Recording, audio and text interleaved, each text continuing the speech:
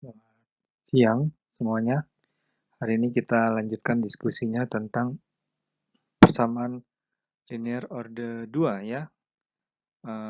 Persamaan diferensial order 2 homogen.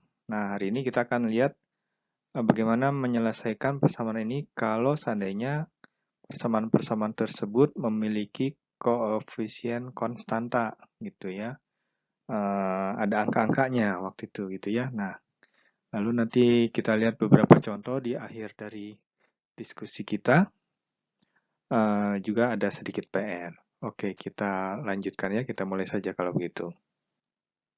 Oke,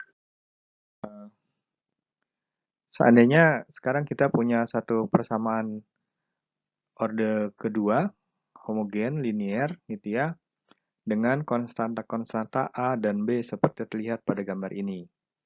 Jadi Y prime, double prime, A, Y prime plus B sama dengan 0. Nah, kalau seandainya kita ingin menyelesaikan persamaan ini, kita kembali ingat ke beberapa pekan yang lalu, ya, ketika kita menyelesaikannya dengan persamaan orde 1. Persamaan diferensial orde 1 yang Y prime tambah KY waktu itu gitu ya. Nah, kalau seandainya kita punya persamaan seperti ini, maka solusinya adalah dia ini. Solusi ini. Kemudian si persamaan eksponensial ini bisa kita dekati dengan persamaan Y sama E lambda X. Nah, kalau seandainya si Y sama dengan lambda X itu kita coba turunkan sekali ke persamaan 1 ya. Persamaan 1. Jadi kalau seandainya tadi kita punya persamaan linear order 1 seperti ini, maka kita punya solusinya ini. Kalau seandainya ini lalu hasilnya, anggaplah misalnya kita asumsikan Y sama dengan L pangkat lambda X gitu ya. Kemudian kita masukkan ke persamaan awalnya yang ini, maka kita akan dapatkan Y prime-nya ini, kemudian Y double prime-nya ini, gitu. Nah, ini adalah turunan kedua dan turunan pertama kalau seandainya saya punya ini. Maka sudah terbayang tuh kalau seandainya persamaan ini kita masukkan ke sini, apa yang akan kita peroleh, begitu ya. Nah, kalau seandainya si lambda tadi, Y sama dengan E lambda tadi kita masukkan, kita sudah dapat Y prime dan Y double prime, lalu kita masukkan ke persamaan 1, kalau dituntaskan kita akan dapatkan seperti ini hasilnya, persamaan satunya. Nah, akhirnya dari persamaan ini, saya boleh katakan bahwa si lambda kuadrat A lambda tambah B itu adalah sebuah persamaan karakteristiknya gitu ya. Persamaan karakteristiknya kalau seandainya lambda itu bisa kita tuntaskan, maka kita boleh katakan bahwa E pangkat lambda tadi adalah solusi dari persamaan persamaan satu yang pertama tadi, yang Y prime, Y double prime tambah A, Y prime tambah B gitu. Oke, sekarang kita coba selesaikan si lambda ini. Lambda ini kalau diselesaikan dengan menggunakan aljabar, maka kita dapatkan akar solusinya lambda 1 dan lambda 2 seperti terlihat di sini gitu. Lambda 1 dan lambda 2 punya peluang seperti ini. Dulu mungkin ingat ya rumus ABC gitu kita sebutnya ya. Kalau saya punya AX kuadrat tambah BX tambah C gitu sama dengan 0, maka kita bisa dapatkan berapa nilai AX1, X2 gitu ya, rumus ABC. Nah, ini juga boleh dikatakan sama ya. Maka saya bisa dapatkan berapa nilai lambda 1 dan lambda 2 dari persamaan yang sederhana seperti ini. Sehingga setelah saya dapatkan lambda 2 dan lambda 1, maka saya punya solusi ini. Y1-nya dapat, Y2-nya dapat gitu. Nah, ini adalah solusi dari persamaan 1 tadi. Persamaan Y double prime, Y prime tambah B sama dengan 0 ya, persamaan yang awal tadi. Oke, kamu bisa coba cek deh ya. persamaan ini masukkan ke persamaan 1, benar nggak sih hasilnya gitu? Sama dengan 0 nggak gitu ya? Oke. Nah, menariknya adalah si lambda 1, lambda 2 nih, peluangnya gitu, karena kita punya akar ini, akar A kuadrat min 4B. Sebenarnya peluangnya bagaimana gitu? Itu yang akan kita diskusikan lebih detail berikutnya gitu ya. Kalau seandainya kita lihat, maka yang dalam kurung tadi kan si A kuadrat min 4B yang akar, sorry dalam kurung. Akar A kuadrat min 4B itu punya 3 peluang nilai. Kalau nilainya positif gitu ya, A kuadrat min 4B lebih besar daripada 0, maka kita punya dua jawaban lambda 1, lambda 2 yang jelas gitu ya, real katanya. Kalau seandainya lebih besar dari 0, kalau seandainya dia sama dengan 0, maka kita punya jawaban yang sama gitu ya, lambda 1 sama dengan lambda 2-nya. Dan kalau seandainya dia lebih kecil dari 0, maka kita punya jawaban yang konjugatnya, imajinernya gitu ya, yang ada i-nya gitu. Ini adalah peluang-peluang bagaimana nilai lambda bisa kita peroleh dari persamaan akhir tadi. Nah, nanti kita lihat satu persatu nih kasusnya, bagaimana menyelesaikannya, gitu ya. Baik, sekarang kita lihat contohnya satu persatu ya. Yang pertama ketika tadi yang akar A kuadrat min 4B atau A kuadrat min 4B-nya lebih besar daripada 0 ya, lebih besar daripada 0. Jadi ketika kita ketemu kondisi yang pertama tadi, A kuadrat min 4 lebih besar daripada 0, maka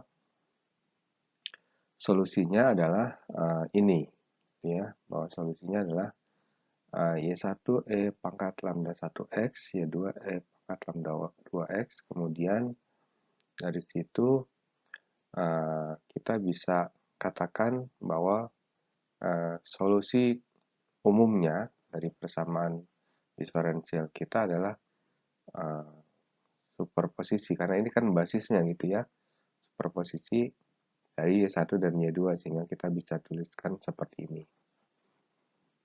Ini adalah persamaan umumnya. Biasanya tugas kita nanti adalah mencari berapa nilai lambda 1, lambda 2. Kemudian setelah kita tahu seandainya ada initial value problem ya, maka kita bisa dapatkan C1 dan C2-nya, sehingga jawabannya menjadi lengkap gitu ya.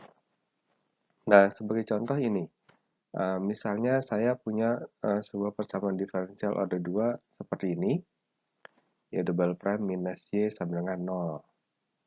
Nah, kalau ditanya bagaimana solusinya, maka kita kembalikan lagi ke persamaan ini, Y double prime minus Y sama dengan 0 itu kan mengacu pada persamaan satu yang di atas tadi, yang Y double prime plus A Y prime plus BY sama dengan 0.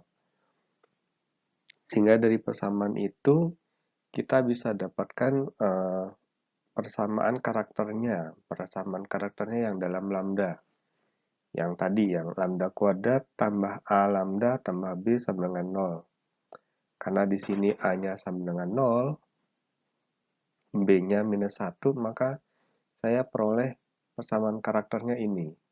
Lambda kuadrat minus 1 sama dengan 0. Jadi ini diperoleh dari persamaan yang tadi, yang sebelumnya yang lambda kuadrat tambah A lambda tambah B sama dengan 0. A-nya 0 menurut persamaan ini, B-nya minus 1. Masukkan ke sini.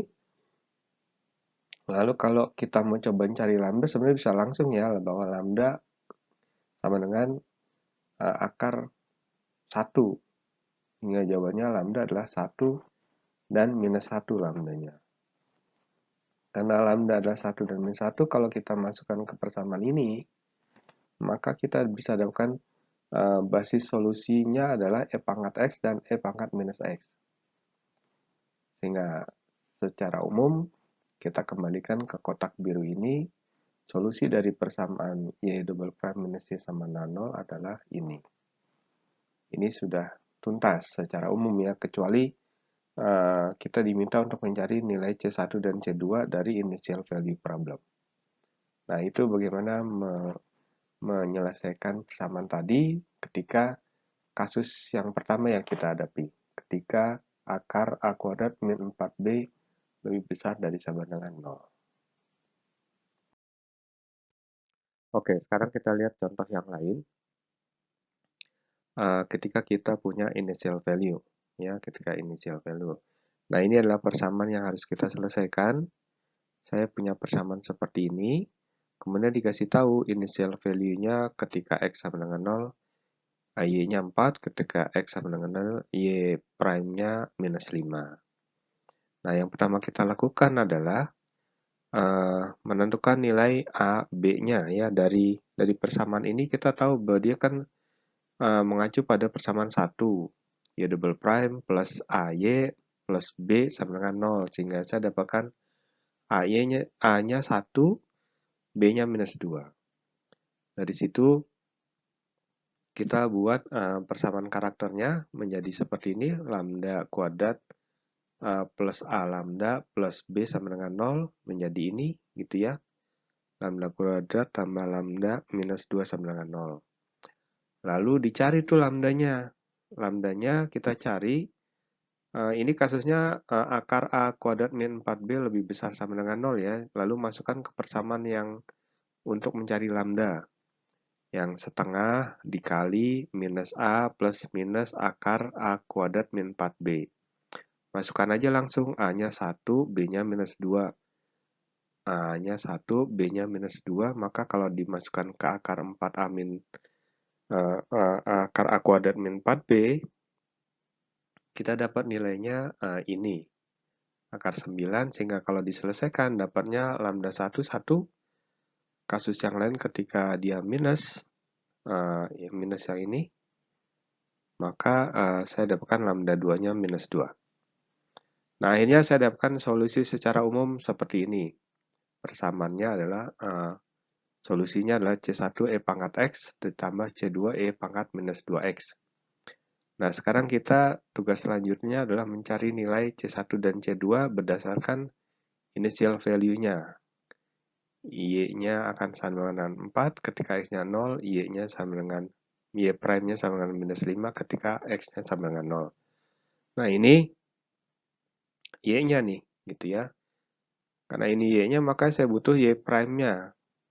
Y prime-nya ya udah ini diturunkan sekali saya dapat Y prime-nya. Y prime-nya punya, Y-nya ada, masukkan Y 0-nya berapa, Y prime 0-nya berapa, masukkan aja ya nilai initial value ini, masukkan ke persamaan ini dan ke persamaan yang ini. Dapat deh Y0 berarti C1 E pangkat 0 ditambah C2 E pangkat 0 lagi sehingga dapat ini. C1 tambah C2 sama 4. Kemudian Y prime-nya ini masukkan, kita peroleh hal yang sama, C1 E pangkat 0 minus 2 C2 E pangkat 0 dapatnya ini. Nah, ini kalau diselesaikan saya dapat C1 sama dengan 1 dan C2 sama dengan 3. C1 dan C2 ini nilainya dikembalikan ke solusi persamaan umumnya tadi. Solusi umumnya ini kita masukkan C1 sama dan C2, akhirnya saya dapatkan solusi akhirnya ini. Gitu ya. Itu kira-kira urutan mengerjakannya. Ini contoh gambar dari hasil yang kita peroleh. Ketika X-nya dengan 0, maka saya dapatkan Y-nya ini di sini 4. Kurvanya ini adalah kurva persamaannya si dia nih. Nah, di titik ini slope-nya gitu ya. Slope-nya adalah minus 5. Jadi ini kalau kita tarik garis begini gitu. Menyentuh titik 4, maka miringnya ini. Miringnya ini yang minus 5 ini gitu. Nah, itu bagaimana menyelesaikan kasus 1 ya. Kasus 1 ketika akar A kuadrat min 4B-nya, A kuadrat min 4B-nya lebih besar daripada 0.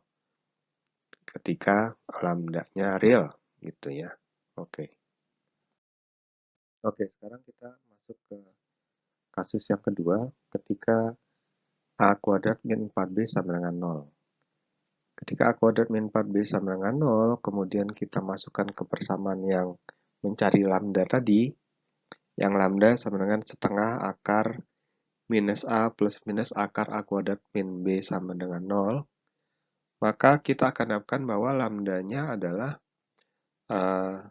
min setengah A, gitu. Nah ini. Sama, lambda 1, lambda 2 sama. Jadi kita ketika menemui kasus A kuadrat min 4B sama dengan 0, maka lambdanya hanya ada satu nilai, yaitu minus A per 2. Gitu ya.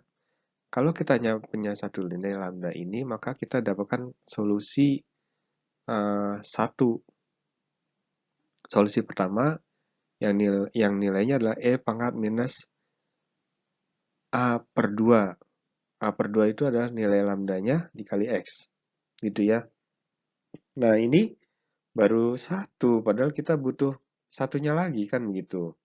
Kan solusinya selalu basisnya gitu ya, saya Y1, Y2. Nah, maka sekarang kita cari berapa Y2-nya. Ini baru dapat satu, kita cari Y2-nya. Ingat waktu itu kita sudah belajar kalau kita punya satu, maka bagaimana mencari Y2-nya gitu ya. Nah, kita pakai metode reduksi, kita umpamakan Y2 adalah U Y1. Gitu. Kita umpamakan itu dulu, lalu kita turunkan sekali, Y2 turunkan sekali dapat ini, nanti Y2 turunkan sekali lagi. Dicoba nanti nih yang turunkan sekali laginya dapatnya berapa gitu ya. Jadi Y2 diturunkan sekali dapat ini, nah tuh ini diturunkan sekali lagi dapat dia. Oke, saya punya Y2 ini, saya punya Y2 prime, saya punya Y2 double prime, masukkan ketiganya ke persamaan yang awal. Yang mana Pak yang awal? Yang persamaan 1.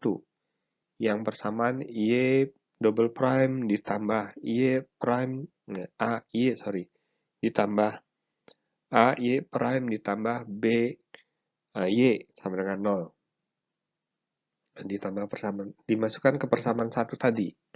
Ya, maka saya akan dapatkan seperti ini. Ini adalah Y double prime, dia ini, masukkan ke sini, lalu A Y prime persamaannya kan gitu ya, persamaan satunya. A dikali Y prime yang dalam kurung ini adalah Y prime-nya dari sini. Y2 prime sih, tapi terus kan kita masukkan Y1-nya, lalu ditambah B Y2. B Y2, Y2-nya adalah U kali Y1 sehingga dapatkan B U Y1. Jadi masukkan ke Y double prime ditambah A Y prime ditambah ditambah B sama dengan 0. Y double prime-nya ini maaf. Yang dimaksud dengan Y double prime dalam kasus ini adalah Y2 double prime. Y2 double prime ini kemudian A Y prime atau Y prime-nya, Y2-nya, Y2 prime-nya adalah ini, masukkan dapatnya. Lalu B Y2. Y2-nya adalah U Y1, masukkan ini. Nah, yang U-nya dikelompokkan, gitu ya. U double prime kelompok menjadi sini, U prime kelompok menjadi seperti ini, U-nya saja kelompokkan menjadi seperti ini. Udah ya, jadi dari persamaan ini kita kelompokkan U double prime, U prime, dan U-nya. Dapat seperti ini, kita lihat satu-satu sekarang. Yang ini dulu. Semuanya kan persamaannya sama dengan 0 gitu ya. Ini sama dengan 0, ini sama dengan 0, ini juga sama dengan 0. Yang ini dulu. U dikali dalam kurung ini. Dalam kurung ini apa sih? Dalam kurung ini adalah persamaan 1 sebenarnya gitu ya. Y prime, Y double prime tambah A Y prime tambah BY gitu. Persamaan 1 kan hasilnya sama dengan 0. Persamaan satu yang pertama tadi yang Y' tambah AY' tambah BY sama dengan 0 gitu. Nanti dicatat deh di kertas biar nggak mondar-mandir ya. Saya nggak bisa naruh sih persamaannya di sini gitu ya mestinya ya. Persamaan satunya. Jadi kalau Y1 adalah solusinya, kan kita sudah katakan tadi di sini bahwa Y1 adalah solusinya, maka yang dalam kurung ini pasti sama dengan 0. Sehingga bagian pertama ini sama dengan 0 nih, hilang. Gitu, gitu ya. Ini beres, sama dengan 0. Lalu sekarang lihat bagian yang kedua, yang ini. Yang ini mengacu kepada dia ya. Coba deh diturunkan Y1-nya ini diturunkan sekali. Diturunkan sekali, dapatnya setengah minus A E pangkat minus 2AX per 2. Karena kita punya 2 di sini, maka saya dapatnya ini. Gitu ya. Nah ini hasilnya adalah minus AY1. Yang ini saja nih. Yang ini saja kalau saya turunkan dia dari sini, jadi kembalikan ke sini, diturunkan sekali berdasarkan ini, saya dapatkan nilainya ini. Nah ini kalau saya masukkan ke sini menggantikan dia, saya punya minus AY1 ini, sementara di sini AY1, maka ini jadi 0 yang dalam kurung. Oke, berarti bagian yang ini sama dengan 0 juga. Jadi kalau saya punya persamaan 1, 2, 3 sama dengan 0, yang ini sama dengan 0, yang ini sama dengan 0, maka yang ini harusnya sama dengan 0 gitu. Kalau ini nggak sama dengan 0, ini jadi tidak sama dengan 0. Jika di akhirnya saya bisa katakan bahwa U double prime Y1 sama dengan 0. Dari situ kita coba cari solusinya gitu ya. U double prime Y1 sama dengan 0 dikaitkan dengan ini. Coba kita lihat di slide berikutnya ya. Baik, ini kelanjutannya ya. Jadi kita tadi sudah punya di akhir bahwa U double prime Y1 sama dengan 0. Sehingga saya boleh katakan U double prime-nya sama dengan 0. Lalu kita integralkan. Dia 2 kali integral, saya dapat U-nya adalah C1X tambah C2. C1X tambah C2. Kemudian kita tadi di awal sudah tahu bahwa Y2 adalah U Y1 gitu. Y2 adalah U Y1. Maka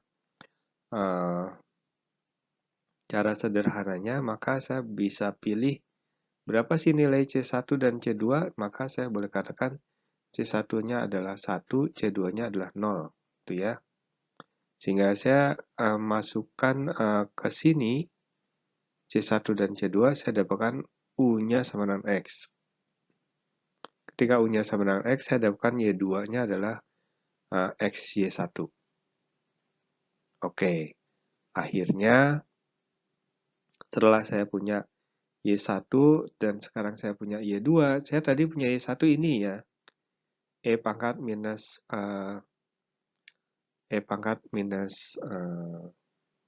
AX per 2. Maka saya punya Y2-nya ini. Dari sini. Y2 adalah X kali Y1, sehingga ini adalah Y2-nya X E pangkat ini. Sehingga secara umum saya boleh katakan solusi dari persamaan diferensial ketika kita ketemu kasus kedua, di mana kuadrat minus 4B sama dengan 0, solusinya adalah ini. Y sama dengan C1 tambah C2 X E pangkat minus AX per 2. Beneran tinggal masukkan itu aja, kita tinggal masukkan A-nya berapa. A-nya terlihat dari persamaannya gitu ya. A-nya yang mana yang tadi, yang Y double prime tambah AY prime tambah BY, sudah definitif tertulis berapa A-nya di situ. Jadi beneran tinggal masukkan. Oke, kita lihat contohnya ya. Saya punya ini, persamaannya nih. Ini adalah persamaan diferensial pada 2. A-nya tuh ini, ya, 6. B-nya 9, gitu. A-nya 6, B-nya 9. Sebenarnya kalau mau masukkan ke ini, ya jawabannya langsung C1 tambah C2 X E pangkat minus 6X per 2. Ini dia nih, sebenarnya. Beneran langsung gitu ya. Masukkan ke sini. Saya dapatkan solusinya ini. Dari sini kelihatan bahwa A-nya 6 gitu. Ya udah, masukkan aja A-nya 6, dapatnya ini. Minus 3X. Udah, ini sudah selesai.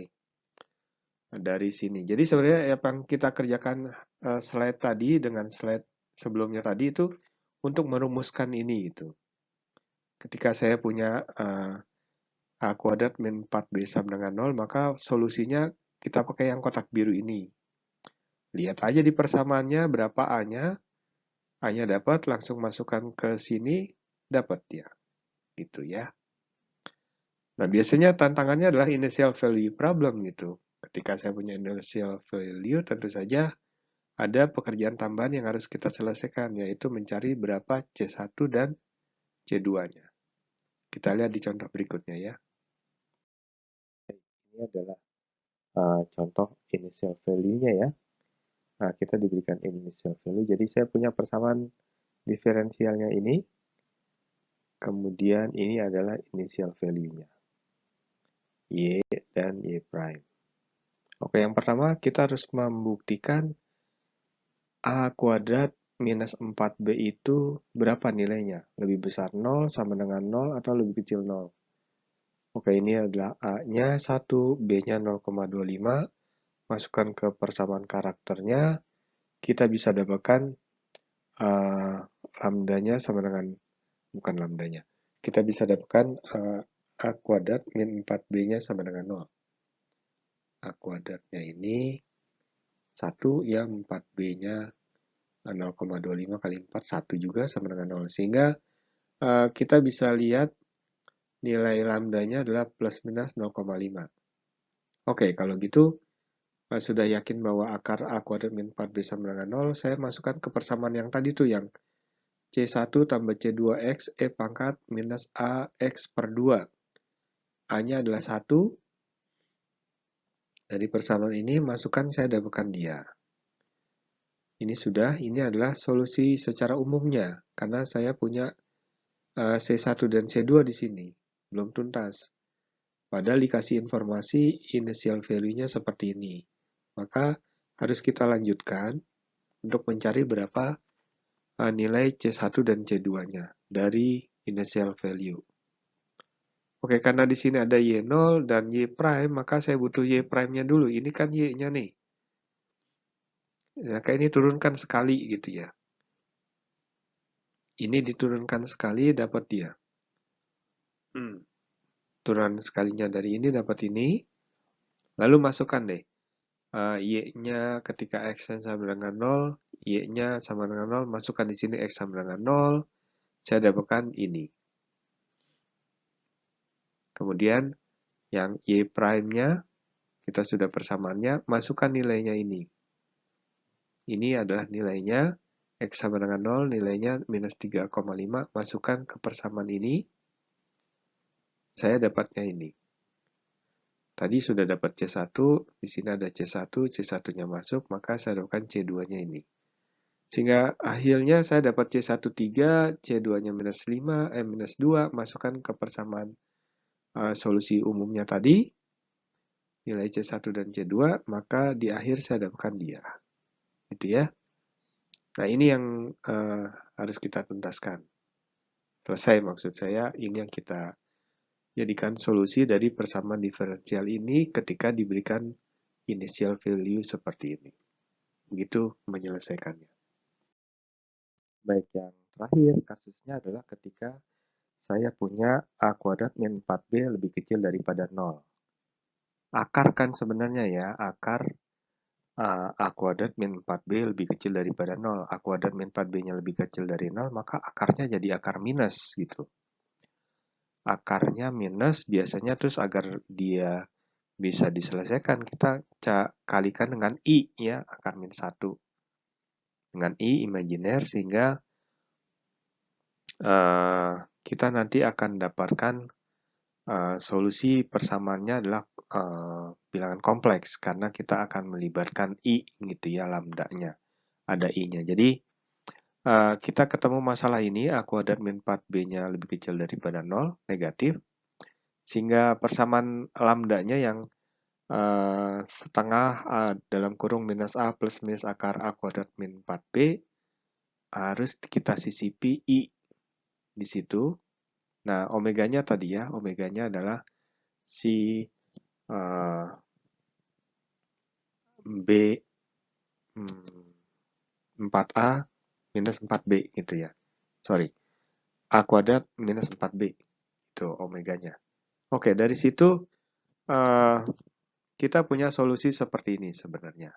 Ya, solusinya bisa dia atau dia. Kita tidak turunkan bagaimana bisa menuntaskannya.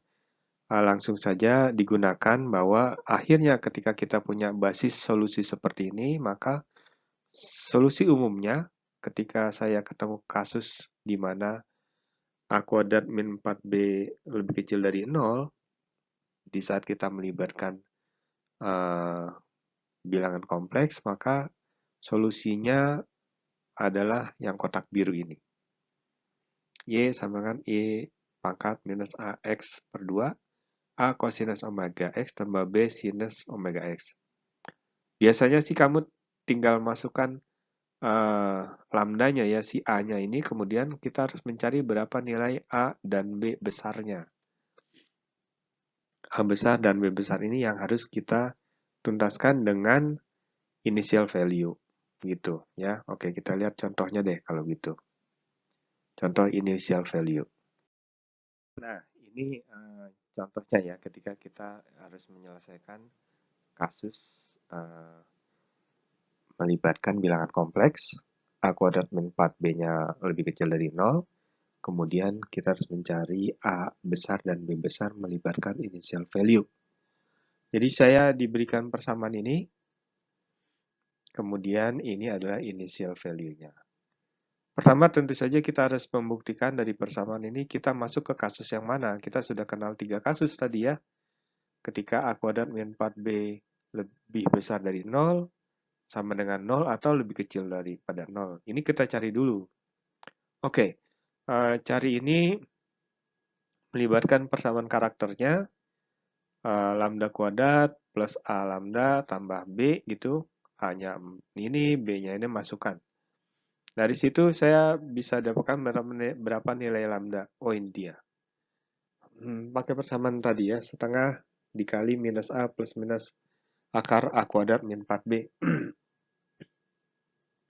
Karena imajiner, karena dia lebih kecil daripada 0, maka saya melibatkan I di sini. Oke, saya dapat omega, lalu masukkan ke persamaan yang kotak biru tadi.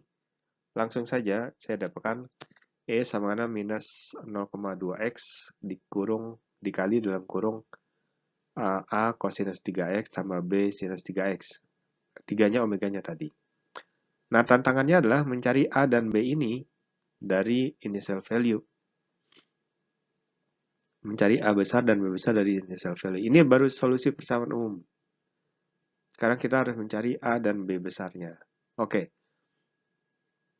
Ini mungkin bisa diperoleh langsung saja ya. Ketika saya sudah punya Y, masukkan saja X yang sama dengan 0, maka hasilnya lu sama dengan 0. Masukkan gitu ya. X-nya 0, sinus 0, berarti ini 0. Sinus 0 ya 0, berarti yang dari bagian sini 0. Lalu cosinus 0 itu 1, A, E pangkat ini juga 1. Jadi saya akan dapatkan yang ini saja, A nih, gitu. Ya, A cos 3X itu kan berarti A. Karena cos 3X-nya cos 0. Cos 0 adalah 1, maka saya dapat A di sini. Sementara E pangkat 0 adalah 1. Sehingga saya katakan A, gitu. Yang di sini dikasih tahu bahwa nilainya sama dengan 0. Sehingga saya boleh katakan A sama dengan 0. Loh, kalau A sama dengan 0, ini selesai udah. Nggak usah dipakai lagi berarti. A cos 3X ya udah, hilang. Sehingga solusi saya sudah mendekati akhir. saya dapatkan ini gitu. A-nya sama 0 sehingga saya menyisakan B saja. Jadi ini saja yang kita pakai, yang A ini hilang. Nah, ini B-nya dipakai, saya dapatkan ini B pangkat something sinus 3X. Saya pakai ini untuk mencari nilai B-nya berapa. Turunkan aja sekali dia. Turunkan sekali. Dicoba ya turunannya, tiba-tiba ujuk-ujuk dapat ini. Kalau nggak dicoba nanti nggak tahu. Tiba-tiba ini aja gitu ya. Di buku ini dia ngasih tahu dapat ini langsung. Tapi kita harus coba. Nanti dicoba. Ini diturunkan dapat dia. Lalu masukkan initial value-nya. X-nya sama dengan 0, maka Y prime-nya 3. Masukkan deh ke sini. X-nya diganti 0, ini ganti 0, ganti 0, ganti 0, ganti 0. Dapat sinus ini kan berarti 0, tinggal menyisikan cosinus 01, menyisakan 3 di sini. Karena E pangkat 01, cosinus 01, tinggal 3 kali B. 3 kali B, 3B gitu ya maksud saya. 3B sama dengan 3 katanya gitu di sini. Sehingga akhirnya saya dapatkan B-nya 1. Alhasil ketika B-nya 1, saya tinggal kembalikan lagi ke sini. B-nya 1, maka saya bisa masukkan ke dia. Hasilnya adalah solusi akhir. Kasus ketika B kuadrat, A kuadrat min 4B sama lebih kecil dari 0. Ini hasil akhirnya. Gitu ya. Ini contoh kurva yang terbentuk dari hasil akhir kita. Baik, itu adalah kasus ketiga, berarti kita sudah punya 3 kasus ya. Kasus 1 ketika lebih besar dari 0, kasus 2 ketika sama dengan 0, kasus 3 ketika lebih kecil daripada 0. Kita juga sudah coba kerjakan initial value-nya. Nah, akhirnya kita bisa punya kesimpulan seperti ini. Ya, punya kesimpulan kita punya kasus 1, 2, 3 ketika akarnya tadi lebih besar 0, sama dengan 0, dan lebih kecil 0. Maka jawabannya, akar jawabannya itu real kalau lebih besar 0, sama nilainya kalau sama dengan 0, kompleks conjugate atau bilangan kompleks ketika lebih kecil dari 0. Basisnya yang harus kita cari, biasanya persamaannya dikasih tahu. Ini harus kita cari, ketika basisnya cari, maka kita dapat solusinya gitu, secara umum. Ini yang kotak-kotak biru tadi gitu. Kotak-kotak biru tadi dari sini, kemudian kita bisa mentuntaskannya dengan bermodalkan initial value. Jadi yang pertama dicek ini dulu sebenarnya kita. Jadi kita masuk ke kasus mana sih? Dari persamaan yang disodorkan ke kita masuk ke kasus berapa yang mana. Setelah tahu kasusnya mana, pakai aja solusi ini gitu. Solusi ini dipakai, kemudian langkah berikutnya adalah mencari nilai konstanta-konstanta ya bisa C, bisa A, dan B di sini berdasarkan informasi initial value. Oke, itu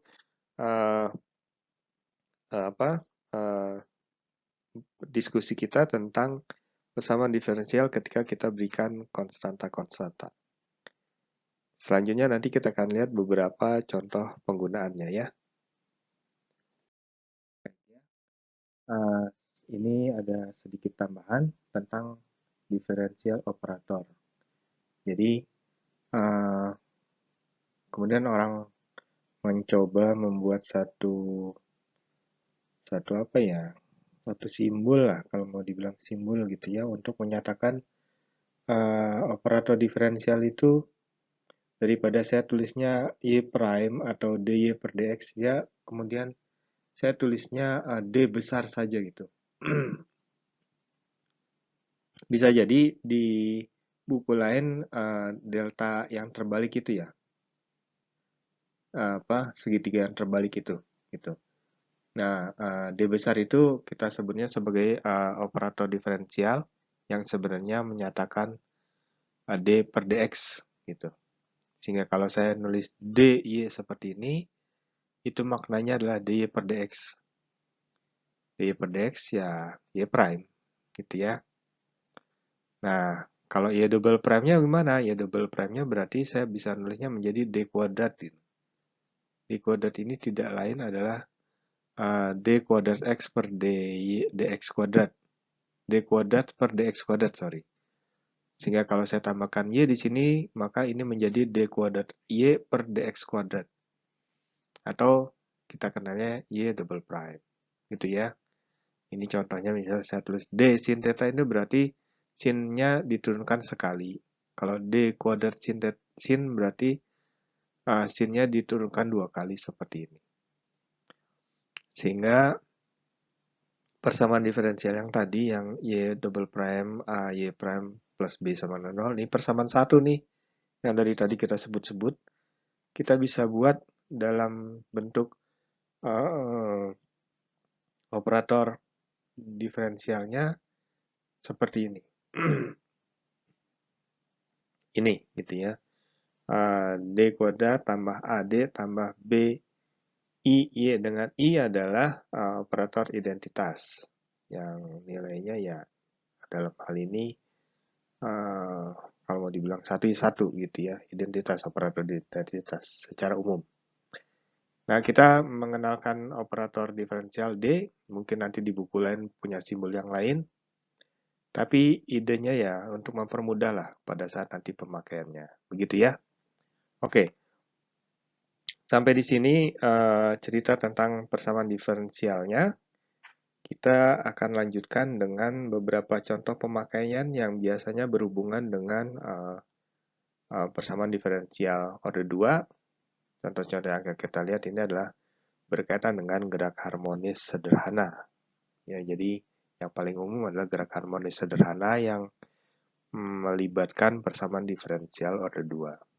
Kita lihat contoh-contohnya ya di slide berikut. Baik, sekarang kita lihat contoh penggunaannya ya. Kebetulan yang kita pakai di sini adalah gerak harmonis sederhana pada pegas. Teman-teman pasti udah tahu deh gerak harmonis pada pegas ya.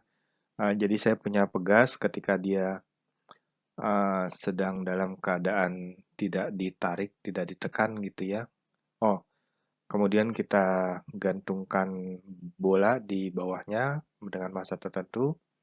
Nanti dia akan tertarik terus nanti akan berosilasi gitu ya. Berosilasi, asumsinya Y sama dengan 0 ini berarti initial value-nya gitu ya. Ketika simpangannya 0 itu di sini ketika dia belum ditarik atau belum kembali lagi ke atas. Kemudian kesepakatannya arah ke bawah itu positif. Dari situ saya punya persamaan ini. Kemudian kalau kita menggunakan hukum Newton, M kali A atau A-nya itu sebenarnya adalah turunan kedua dari posisi terhadap waktu. Saya bisa tulis seperti ini. Sehingga sebenarnya ini sudah mengarah ke persamaan diferensial order 2 gitu ya. Ada turunan kedua posisi terhadap waktu. Nah, ini kalau kita lihat persamaannya jadi seperti ini.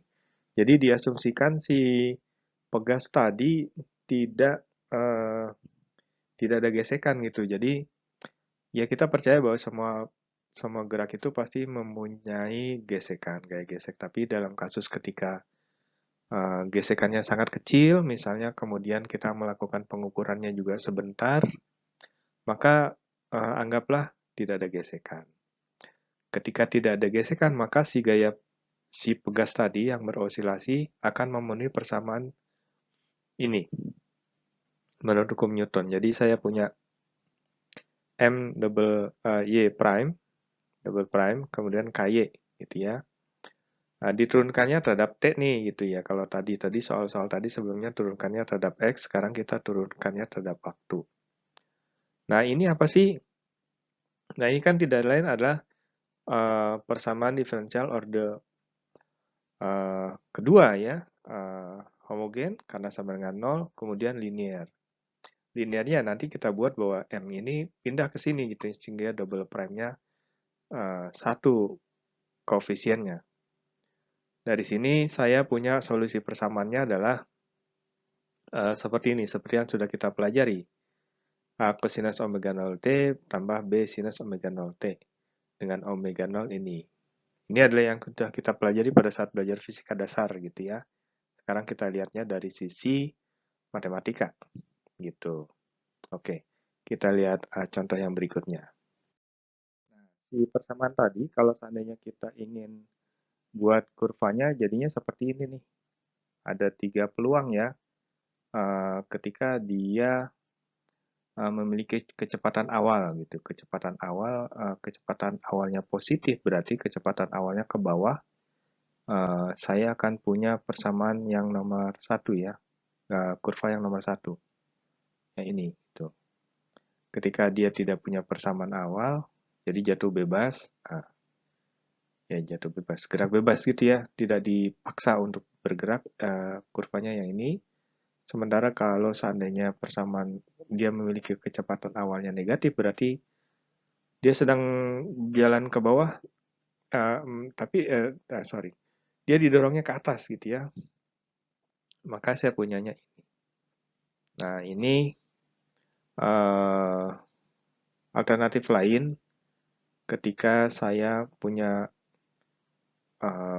jawaban yang mempertimbangkan fase pergeseran fasenya gitu ya. Karena tadi tergantung pada kapan dia mulai bergeraknya nih. Maka saya akan melibatkan fase.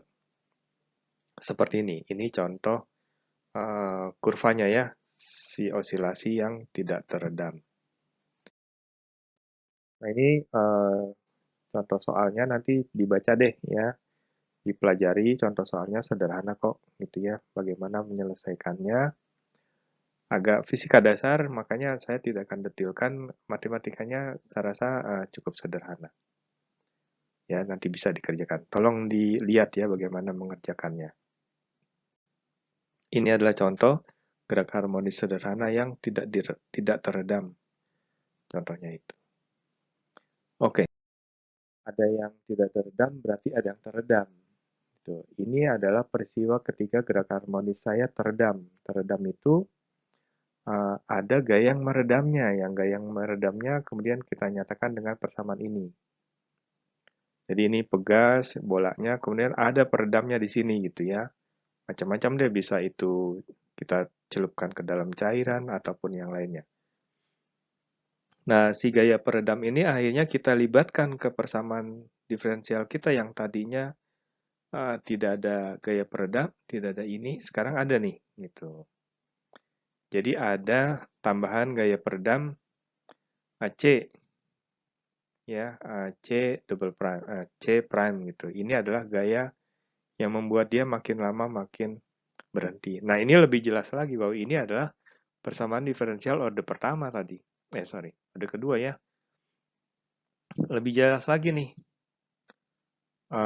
Persamaan diferensialnya yang tadi kita pelajari dari awal-awal ya seperti ini. Tapi kan ada M-nya di sini, Pak, gitu ya. Kalau tadi kan di sini 1. Oke, kalau ini ada M-nya ya kita hilangkan M-nya saja menjadi 1 gitu. Sederhananya begitu. Ini deh hasilnya. Jadi setelah saya bagi M, maka dia jadi seperti ini. Bukan yang ini, artinya menjadi Y prime, Y double prime tambah C per M, Y prime tambah K per M gitu ya. Lambdanya diganti dengan Y deh gitu. Jadi setelah kita punya persamaan diferensialnya, kemudian kita punya persamaan karakternya tadi ya gitu. Dari persamaan karakter ini adalah konstanta nih, C per M, K per M adalah konstanta yang nanti kita bisa masukkan dia termasuk dalam kasus yang mana, kasus 1, kasus 2, atau kasus 3. Dari situ kita bisa cari solusinya lambda 1, lambda 2, lalu diselesaikan persamaan diferensialnya mengacu pada kasus yang terlibat dalam peristiwa ini, gitu ya. Kasus 1, kasus 2, atau kasus 3. Si damping pun ternyata bisa dikelompokkan ya. Ada yang overdamp, ada yang critically damp, ada yang underdamp. dengan pola osilasinya seperti ini. Jadi ini bisa kita tebak nih, yang hitam ini adalah yang overdamp gitu ya, kasus 1 ketika dia beroscillasinya cuk sekali saja. Sementara yang B ini adalah critical damp. Sementara yang terakhir yang biru ini adalah ketika dia underdamp. Jadi ada osilasi tapi makin lama makin berhenti. Nah, menarik nih, sebagai contoh misalnya kasus seperti ini. Misalnya kamu diminta untuk membuat absorber pada kendaraan gitu ya. Kan kita kalau naik mobil kena lubang nanti mobilnya berayun-ayun naik turun gitu, berosilasi. Tapi kan pengennya jangan lama-lama osilasinya gitu. Kalau lama-lama sepanjang hilang kamu ajur-ajurutan gitu ya. Tapi juga jangan terlalu begitu ada lubang langsung jeruk gitu ya. Jadi yang mana tuh desain kamu? Yang underdamp, critically damp, apa overdamp gitu. Kalau yang overdamp tuh yang begitu ada lubang langsung jeruk berhenti gitu ya osilasinya. Critically damp yang sedikit berosilasi, sementara underdamp yang masih berosilasi setelah ada lubang, jadi masih ndut gitu. Jadi bisa ditebak deh kira-kira kalau kita mendesain shock absorber, kita akan mendesain sesuai dengan gerak osilasinya yang underdamp, critically damp, atau overdamp. Nanti kamu bisa diskusikan. Nah ini kita akan lihat satu persatu kasusnya ketika dia overdamp, critically damp, atau underdamp. Overdamp ketika daya redamnya begitu besarnya, sehingga kita bisa lihat nilai ini, bahwa C kuadrat itu lebih besar daripada MK. Ini cirinya gitu ya. Nah, solusinya kita pakai persamaan ini. C1 pangkat samping alfa beta gitu. Nah, di sini C1 dan C2 kita harus cari menggunakan initial value problem. Sementara alfa dan beta itu diberikan oleh persamaannya. Jadi di halaman depan tadi kita punya lambda, kemudian ada alfa dan beta yang menunjukkan yang diperoleh dengan melihat berapa M-nya, berapa K-nya, berapa C-nya itu. Di persamaan di halaman sebelumnya tadi. Nanti bisa dicek, ada di beberapa halaman tadi di sebelum ini gitu ya. Jadi alfa betanya kita peroleh dari persamaan osilasinya, sementara C1 dan C2 kita peroleh dari initial value. Nah, ini adalah bentuk kurva osilasinya ketika dia overdamp. Kalau seandainya critical damp, maka pada saat itu kita punya syarat ini. Ketika C kuadrat sama dengan 4MK, solusinya adalah ini. C1, C2 sama, kita bisa dapatkan dari initial value problem, sementara alpha bisa diperoleh dari persamaannya. Ini adalah karakter gerak osilasinya. Alpha dan betanya kita peroleh dari persamaan di depan ya, persamaan awalnya. Critical damp, ini adalah underdamp. Underdamp itu dia akan berosilasi, gitu ya. Dia akan berosilasi. Ini loh, bagaimana mencari alfa beta tadi di awal. Sementara kalau kita punya critical damp, maka kita punya ini nih, gitu ya. Ketika redamannya bisa dikatakan relatif kecil, sistem kita berosilasi. Dari situ saya bisa dapatkan solusi persamaannya seperti ini. Dengan A dan B-nya kita peroleh dari initial value nantinya, gitu ya. A, B, dan C-nya kita peroleh dari initial value, sementara omeganya diperoleh dari persamaannya ini. Persamaannya kita dapatkan berapa nilai A dan B-nya. Nanti dicoba deh di contoh soalnya ya. Ini adalah bentuk kurvanya ya, sama seperti yang tadi saya gambarkan. Nah, ini contohnya nih, contoh soalnya. Saya rasa kamu bisa ikuti deh pelan-pelan contoh ini, silakan dipelajari ya. Ini fisika, kalau fisika biasanya lebih mudah mencernanya gitu karena nyata gitu ya persamaannya. Ini diikuti jadi uh, apa informasinya dilihat, kemudian kita masuk ke kasus yang mana, apakah dia dampingnya masuk yang mana, kemudian solusinya yang kotak-kotak biru tadi. Coba aja tinggal dikerjakan ya. Sampai di ujungnya adalah kurvanya seperti ini. Nanti dicoba ya contoh soal yang barusan ya, sampai akhirnya kita peroleh solusinya yang ini. Beneran dicoba. Maksud saya tidak jelaskan di sini. Teman-teman coba dilihat terus diurutkan satu persatu sampai didapat sini, gitu ya. Baik, kita mendekati ujung kuliah kita hari ini. Selain osilasi yang teredam, tidak teredam, ada juga osilasi yang dipaksakan. Osilasi yang dipaksakan berarti kita memberikan ayunan gitu. Memberikan gaya untuk dia bertambah osilasinya, bukan berkurang. Kalau teredam kan berkurang. Seperti kita misalnya main ayunan itu. Kalau dulu masih kecil pernah main ayunan, kan ayunannya dari kecil, simpangannya makin lama makin besar. Maka peluangnya kita juga punya tuh gerak osilasi yang makin lama makin besar mengayunnya gitu. Seperti ini. Ya, kita kemudian menyebutnya sebagai force motion. Kalau tadi dam, under dam, ada yang dam, teredam, ada yang tidak teredam. Ini justru malah dipaksakan gitu osilasinya. Nanti kita bisa detailkan gerak osilasi yang dipaksakan. Peristiwa yang sangat terkenal pada gerak osilasi yang dipaksakan.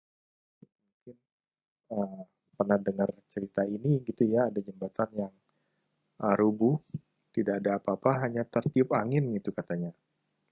Tertiup angin yang makin lama angin itu mengayun jembatannya sehingga simpangannya makin lama makin besar gitu.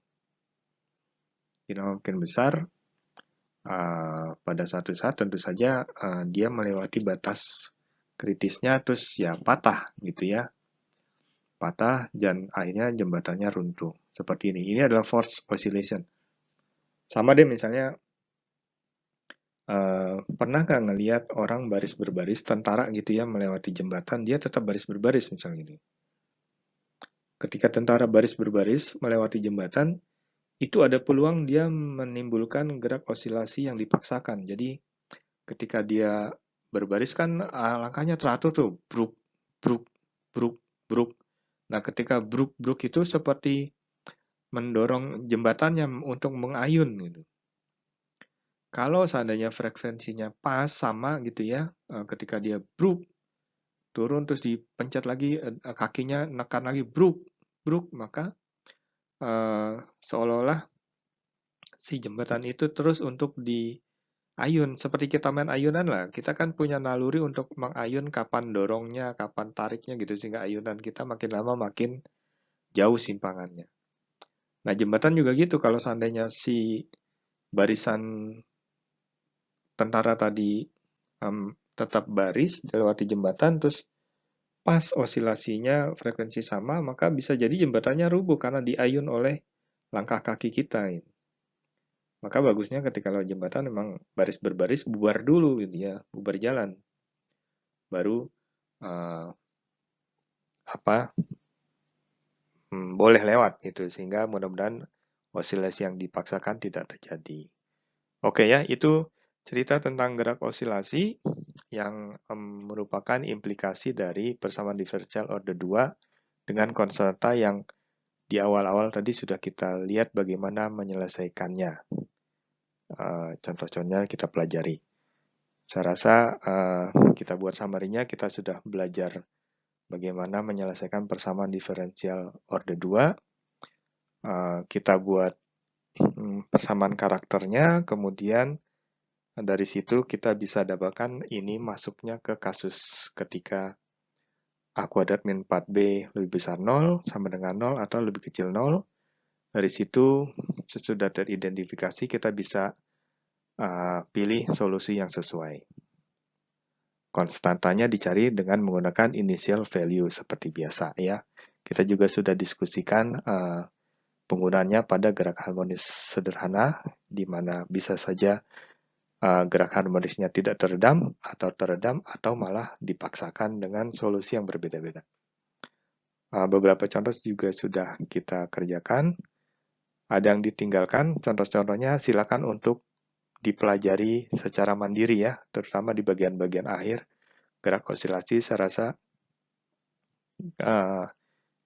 itu bisa dipelajari dengan sendiri saja gitu.